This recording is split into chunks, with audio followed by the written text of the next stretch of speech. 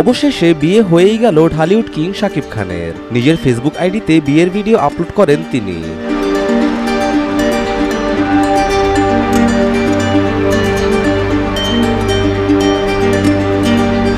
দুই সপ্তাহ আগে শাকিব খান ঘোষণা দিয়েছিল সে তৃতীয় বিয়ে করতে যাচ্ছে। এই ঘোষণার পর তিনি গণমাধ্যমে আর একবারও মুখ খুলেননি। আজকে সে নিজের পরিবারকে সাথে নিয়ে বিয়েটা করে নিয়েছে। বাইরের কাউকে সে এই ব্যাপারে কিছু বলার প্রয়োজন মনে করেনি।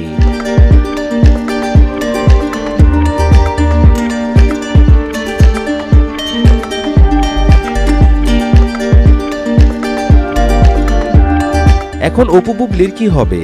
এখন তো শাকিবের 3 বউকে নিয়ে নেট পাড়ায় খুব মাতামাতি হতে যাচ্ছে।